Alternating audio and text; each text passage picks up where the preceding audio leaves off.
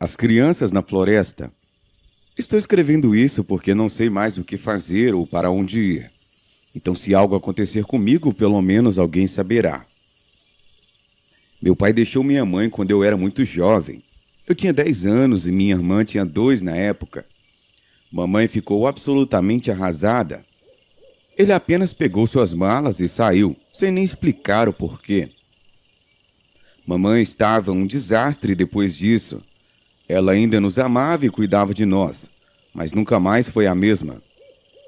As coisas ficaram difíceis depois que meu pai foi embora. Mamãe tinha um emprego, mas mal pagava o nosso aluguel. Ela podia comprar comida para todos nós, apenas o suficiente para minha irmã e para mim.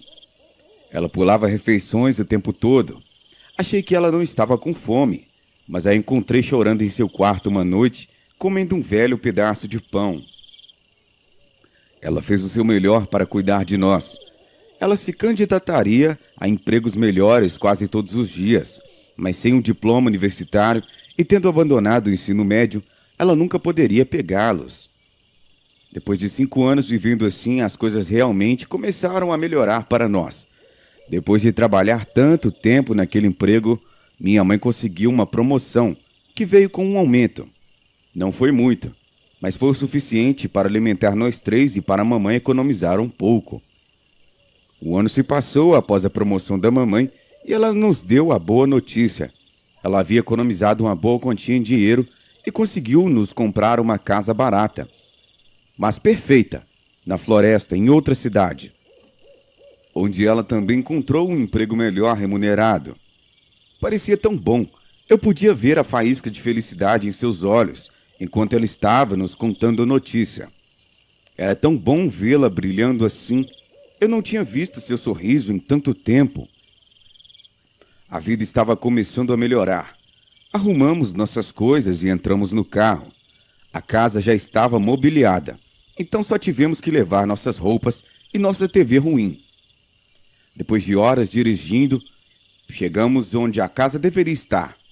Mamãe virou à direita, uma estrada de terra que entrava na mata e nos levaria diretamente para a frente de casa. Depois de 20 minutos nessa estrada de terra, percebi o quão fundo na floresta a casa realmente estava. A estrada levava a uma grande clareira em forma de círculo. A casa ficava no meio dela, cercada pela floresta. Descemos do carro e dei uma olhada ao redor. Tudo que eu podia ver era a densa floresta ao nosso redor, até que avistei os balanços do lado esquerdo da casa, quase escondidos atrás dela. "Jessie, olhe", eu disse para minha irmãzinha, enquanto apontava para os balanços. "Legal, posso brincar?" Ela deixou escapar alegremente. Mamãe sorriu e disse para ela ir em frente, sem perder tempo. Jessie disparou em direção aos balanços. Eu disse à minha mãe que devíamos ter dado uma olhada primeiro para ver se era seguro, já que parecia muito velho. Ela me garantiu que o proprietário anterior se certificou de que tudo estava em perfeitas condições antes de nos mudarmos. Não parecia assim. Levamos as caixas para dentro enquanto Jessie ficou do lado de fora brincando nos balanços. Comecei a olhar para dentro, ao contrário da casa. Os móveis pareciam novos, pelo menos. Mamãe disse que estava dirigindo para a cidade para comprar algumas coisas e visitar o lugar em que ia trabalhar, mas estaria em casa em breve. O sol começou a se pôr e Jessie entrou. Mamãe chegou minutos depois com mantimentos e uma surpresa para ela. Ela colocou uma caixa de papelão no chão e disse a Jessie para abri-la. Era um gatinho, um pouco amarelo. Jessie estava tão feliz, ela sempre quis um. "Eu vou chamá-lo de Sr. Catterson", ela disse enquanto o pegava e o abraçava. Jessie parecia tão feliz, a minha mãe também. Foi bom vê-las assim. A noite chegou. Jessie e mamãe ficaram na sala assistindo a um filme enquanto eu ia para o meu quarto arrumar as minhas coisas por volta da meia-noite. Desci e encontrei os dois dormindo no sofá. Desliguei a TV, cobri minha mãe com um cobertor e peguei Jessie no colo. "Hora de ir para a cama, Jessie." "Não, eu quero brincar com aquele garoto." Ela murmurou de volta, ainda dormindo. Ela nunca falou em seu sono antes, pelo menos não que eu soubesse. Perguntei a ela: "Que garoto?" Tentando manter minha voz baixa para não acordá-la. Ela apenas aconchegou o rosto no meu peito e não respondeu. Então, eu a levei para o quarto dela e depois atravessei o corredor de volta ao meu. A manhã seguinte foi normal. Mamãe estava preparando o café da manhã e Jessie estava no sofá com sua nova amiga, assistindo desenhos animados. Desci as escadas e me sentei em um banquinho no balcão. Mamãe colocou alguns ovos mexidos no meu prato e eu dei a ela um pequeno. Obrigado. Ela me perguntou o que eu achava da minha primeira noite na casa nova, se eu gostava daqui. Eu não gostava disso e também não odiava, mas não podia dizer isso a ela. Ela parecia tão alegre. Então eu disse que adorei. Ela continuou e me perguntou o que eu tinha planejado para o dia. Eu disse a ela que ia dar um passeio na floresta e Jessie nos ouviu. Posso ir? Quero ver um cervo. Eu não queria levá-la comigo, mas ela continuou perguntando. Por favor, por favor, por favor. Tudo bem. Vai colocar alguns sapatos, então? Eu respondi tentando acalmá-la. Saímos de casa e fomos para a floresta. Aí começamos a conversar. Eu disse a ela que ela estava murmurando algumas coisas em seu sono na noite passada sobre um garoto. Sim, ele continuou me pedindo para sair para brincar com ele, disse ela, pulando o tronco no chão. Presumi que ela estava falando sobre um sonho e perguntei o que mais aconteceu nele. Eu disse a ele que não podia porque era tarde, mas ele continuou me dizendo que estava tudo bem e para sair. Seu amigo parece muito insistente, eu disse, enquanto caminhávamos pela floresta. Sim, eu sei. Ele continuou batendo na minha janela depois que você me colocou na cama. Arrepios percorreram a minha espinha quando eu vi isso. Disse a mim mesmo que talvez ela estivesse sonhando que eu a estava colocando na cama, assim como na vida real. Perguntei-lhe se o que ela acabou de dizer aconteceu em seu sonho também. Não, você me acordou quando fechou a porta depois de me colocar na cama. Foi quando ouvi uma batida no vidro. Olhei para a janela e o vi. Ele ficava batendo e me dizendo para sair. Isso fez meu sangue gelar. De repente senti como se estivéssemos sendo observados e me senti um mal do estômago. Peguei Jessie e voltei para casa. Mamãe estava prestes a sair para o trabalho e contei a ela tudo o que aconteceu e que achava que não devíamos ficar aqui. Ela me disse para me acalmar que eu estava exagerando e era apenas a imaginação de Jessie. Eu respirei fundo e ela estava certa. Afinal, Jessie tinha 8 anos. Poderia ter sido apenas a sua imaginação. Nossa família sempre acreditou nesse tipo de coisa e contou histórias. Talvez seja por isso que eu fiquei tão assustado. Me acalmei e tentei esquecer. Mamãe foi trabalhar e Jessie e eu ficamos em casa. O dia passou, a noite chegou e mãe ligou para dizer que estava trabalhando até tarde aquela noite. Mais tarde coloquei Jessie em sua cama depois que ela adormeceu, como de costume, e fui para o meu quarto. Depois de horas mexendo no celular, resolvi ir dormir também. Algumas horas depois fui acordado por passos rápidos. Olhei para a porta e vi Jessie parada ali. Tudo estava escuro, exceto pelas luzes do corredor que vinham atrás dela, fazendo com que eu só pudesse ver a sua silhueta. Jessie, o que você está fazendo? Volte para sua cama. Ela ficou lá em silêncio por alguns segundos, então ela se virou e se afastou lentamente. Levantei-me e fechei a porta. Ela estava tentando me assustar? Voltei para a cama e tentei adormecer novamente. A manhã seguinte foi como qualquer outra, mamãe fazendo ovos mexidos, Jessie assistindo TV. A única diferença era a atmosfera, essa sensação assustadora que não conseguia me livrar. Percebi que ainda estava um pouco assustado com ontem e tentei ignorá-lo. Enquanto eu comia os ovos que mamãe tinha feito para mim, ela falou sobre o seu novo emprego e nossas novas vidas, mas eu não estava prestando atenção. Eu não conseguia parar de olhar para a floresta pela janela. Eu não conseguia desviar o olhar.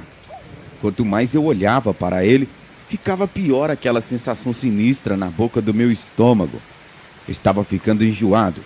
Eu só consegui quebrar o olhar enquanto corria para o banheiro para vomitar. Depois disso, minha mãe foi trabalhar e eu decidi passar o resto do dia no meu quarto com meu telefone tentando me livrar da sensação, mas ainda olhando para a maldita floresta pela janela de vez em quando. Há algo de errado com aquelas madeiras. Jess estava lá fora brincando no balanço com seu gato. Era por volta das 5 da tarde e ela estava lá desde as 8 da manhã. O vídeo que eu estava assistindo no YouTube terminou e houve um breve silêncio. Foi quando ouvi Jess rindo e conversando com alguém. Fui até minha janela para ver quem estava lá com ela. Olhei para baixo e vi rindo e falando sozinha, como se alguém estivesse bem na frente dela.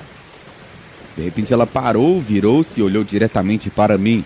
Mesmo daquela distância eu podia ver o ódio puro em seus olhos. Eu nunca a tinha visto tão brava. Afastei-me da janela e sentei na minha cama. Que diabos ela estava fazendo e como ela me notou? Meu quarto fica no segundo andar e estávamos a uns 12 metros um do outro. Mas o que realmente estava me assustando era o jeito que ela olhava para mim. A maneira como ela se virou era como se alguém dissesse a ela que eu estava procurando. Mais uma hora se passou, desci as escadas e fiz o meu caminho para fora até onde ela estava. Ela estava agachada perto dos balanços de costa para mim. Jesse, entre! Eu gritei. Ela me ignorou e continuou brincando e rindo. Jesse, entre agora! Eu agarrei. Ela ficou completamente em silêncio e eu observei enquanto ela se levantava lentamente e apenas ficou lá, olhando pela floresta por talvez 1 minuto. Então ela começou a caminhar para o lado oposto de onde eu estava e desapareceu atrás da casa. Logo depois ouvi o som das portas do fundo sendo aberta e depois fechada. De pé do lado de fora, sozinho, de repente fui tomado pela sensação de que estava sendo observado novamente, de todos os lugares. Rapidamente entrei e fechei a porta atrás de mim, certificando-me de trancá-la. Uma vez lá dentro, espiei pela janela, dando uma olhada na floresta. Há algo naquilo que o atrai para ele. Fui falar com Jess. Ela estava sentada no chão, no meio do seu quarto, brincando com as suas bonecas de costas para mim. O que você está fazendo? Eu questionei enquanto eu estava em sua porta. Ela apenas continuou brincando com as suas bonecas e sem resposta. Com quem você estava falando?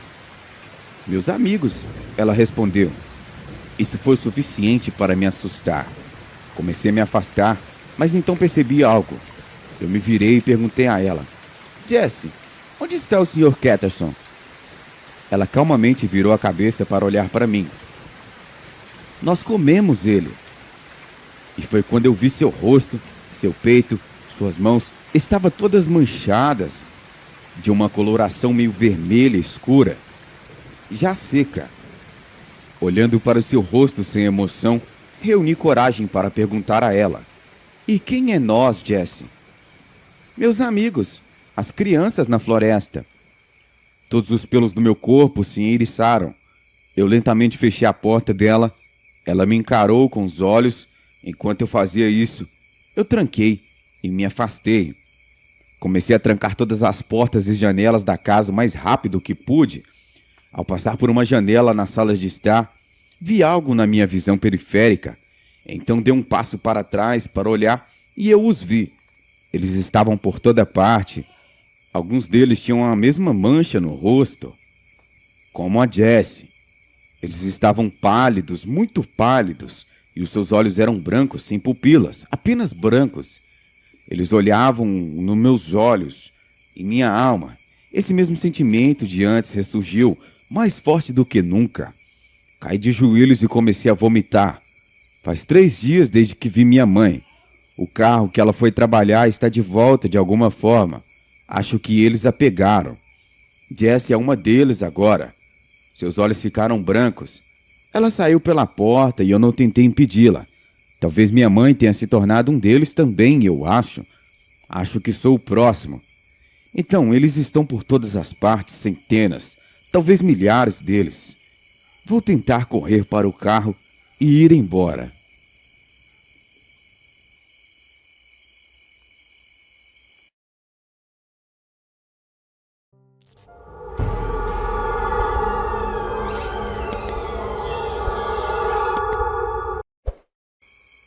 Bem, meu nome é Adriano Cidrão e venho contar esse relato a pedido da minha filha, que tem 6 anos de idade, Giovana Cidrão, que é fã de vocês. Tudo se passou no interior do estado do Ceará no ano de 1958. Meu tio tinha 21 anos na época e namorava uma menina que morava na Vila Zoraide, sendo que naquela época e na região em que moravam, as distâncias eram encurtadas por caminhos dentro de sítios. Então meu tio ia para namorar cortando o caminho. E depois de namorar quase a tarde toda e um pouco da noite, ele resolve ir embora. Era quase meia-noite quando ele se despediu da namorada e foi embora para pegar o caminho por dentro dos sítios, o qual era mais curto. Meu tio foi alertado pelo sogro para tomar cuidado com aquele caminho, porque ele mesmo que tinha medo dos locais que ele iria passar, mas mesmo assim ele foi por ali e rindo, mas foi. O caminho até que era tranquilo, só não era iluminado, a não ser pela luz da lua. E ele foi seguindo seu caminho.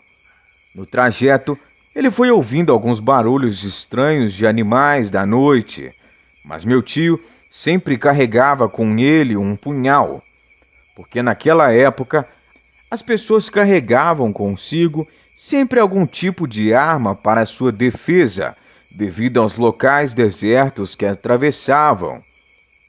De repente, meu tio ouviu um tipo de grunhido à sua frente, mas não ligou e continuou andando. Andando mais um pouco à sua frente. De uma forma surpreendente, ele viu um ser arranhando uma árvore, como se estivesse afiando as garras. Na hora, meu tio gelou quando viu aquela criatura enorme de pé. Naquele momento, ele sentiu que aquilo não era normal e tentou sair dali de mansinho. Mas a criatura percebeu e olhou, avançando sobre ele, sendo que só deu tempo de puxar o punhal. E quando a criatura se aproximou, ele desferiu várias punhaladas na criatura. E ela gritava de dor, mas não desistia, continuando atacando meu tio. Eles continuavam lutando, e o meu tio continuava dando mais punhaladas, até que a criatura desistiu e foi embora. Meu tio, muito ferido, continuou seu caminho, só que dessa vez correndo e assombrado com aquilo que havia acontecido. Só que mais à frente, para sua surpresa, a criatura estava esperando a sua passagem e o atacou novamente. Então a luta recomeçou e foi sangrenta. Meu tio desferiu vários golpes para se defender do monstro, e de novo a fera fugiu para o mato alto na escuridão da noite. Nesse momento já era quase 2 horas da manhã, e o caminho se tornou longo e sofrido devido ao meu tio se esconder de vez em quando. Isso durou quase que a noite inteira, quando de repente ele se viu na frente da casa do meu avô, o seu pai, e entrou correndo todo rasgado e ferido. Meu avô, que era daqueles nordestinos muito valentes, quando viu aquilo, pegou sua arma e foi atrás de uma pessoa que ele desconfiava, porque já existia um boato sobre a tal pessoa. Chegando lá, meu avô viu tal homem sentado na cadeira de balanço, muito ferido, mas bem, mesmo com os ferimentos. Meu avô, chegando perto, apontou a arma para ele e disse: "Nunca mais chegue perto de ninguém da minha família, senão eu te mato." Naquela época, era assim que as coisas eram resolvidas. Então o homem olhou para o meu avô e disse: "Meu caro," com uma voz grossa e sarcástica, "você tem alguma bala de prata aí?" E sorriu. Meu avô sentiu um calafrio, mas não tibeou, e disse: "Está avisado." Assim termina a história mais extraordinária da minha família. Em 1997, eu fui a Fortaleza, no Ceará, visitar a minha família. Eu me lembrei dessa história, sendo que todos me confirmaram toda ela. Diante disso, eu acredito veementemente nessa história. Muito obrigado e um abraço a todos. Olá, meu nome é Ana Nunes e vivo numa aldeia muito pequena chamada Granja. A aldeia fica situada no Alentejo, em Portugal. Um dia no Halloween, eu e minha amiga estávamos a contar histórias de terror. E ela contou que a sua avó lhe tinha contado uma sobre uma costureira. Segundo ela, muitas pessoas da aldeia e do concelho tinham ouvido uma máquina a costurar sozinha. E quando iam ver, não havia ninguém por lá. E eu perguntei se sua avó tinha ouvido. E embora ela tivesse dito que não, fiquei tentada a descobrir, mas depois achava que ela estava zoando comigo. Uma tarde, quando estava em casa, perguntei à minha avó se sabia de alguma coisa relativamente a esse assunto. E para minha surpresa, ela disse que tinha sido uma dessas pessoas que ouviu a máquina a costurar sozinha. A minha avó tinha 9 ou 10 anos na época que ouviu. A mãe dela tinha ido ao moinho moer o trigo e ela estava em casa com a tia. Estava ajudando a tia a fazer um pão e ouviu costurar. Ela pensou que a mãe dela já tinha chegado. Ela ouviu costurar, cortar a linha, a tesoura a pousar na mesa. Daí a pouco, ouviu-se a porta e a mãe dela foi levar a farinha. A mãe dela perguntou quem estava a costurar, pois o barulho ouvia-se pela casa inteira. Quando foram ver, não havia ninguém lá, mas o barulho continuava, e nessa divisão, onde estava a máquina de pedal, ouvia-se com mais força. Como já havia muita gente que tinha ouvido, elas não estranharam nem tiveram medo. A minha avó diz que não acredita em fantasmas nem nessas coisas, mas isso é 100% verdade. Afirma a tradição que se tratava de uma costureira que em vida costumava trabalhar aos domingos, não respeitando, portanto, o dia sagrado. Pelo não cumprimento de seus deveres religiosos, o fantasma da costureira fora condenada, após a morte, a errar pelo mundo dos vivos durante algum tempo para se redimir. Essa história é verídica. Por todo o bairro Alentejo, há muitas pessoas que ouviram o fantasma da costureira.